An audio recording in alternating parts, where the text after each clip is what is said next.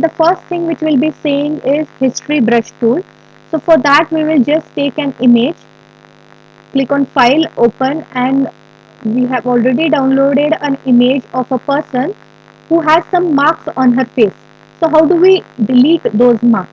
We will be learning two new tools today. That is clone stamp tool, which is right here. Can you see this tool over here? This clone stamp tool.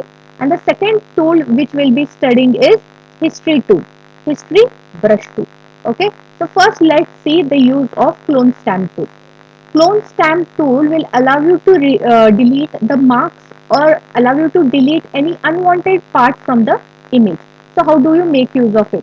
Now we want to delete this mole which is there over here on our forehead.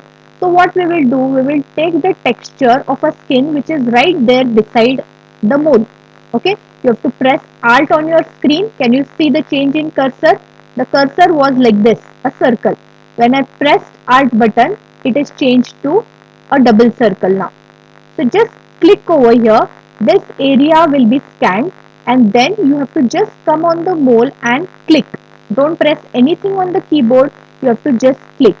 Just go on clicking 2-3 times around the mole. The mole will be deleted. Okay.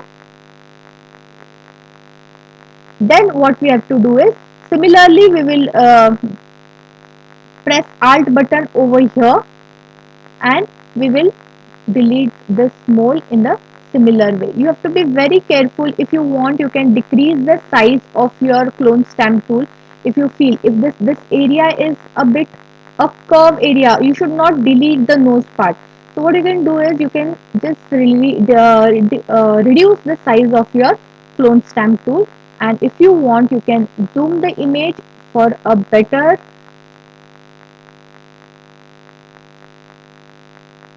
editing.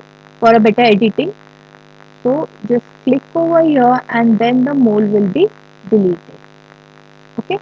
Now what I'll do is by mistake or purposely I will just do something wrong over here.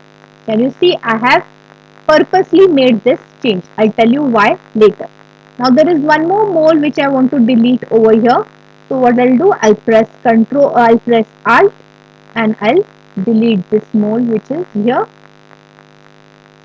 So now use zoom tool and use this fit screen option so that it will be back on the regular size. Now can you see over here the moles are deleted properly, but I have done this mistake over here. I have by mistake edited and I have ruined the image. It is not looking good now.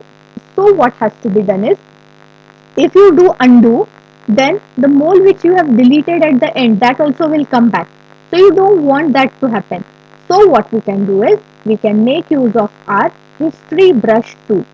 Our history brush tool is available over here, and what it does is just move your cursor over here on the screen. Can you see? I'm just moving. I have not pressed anything on the keyboard.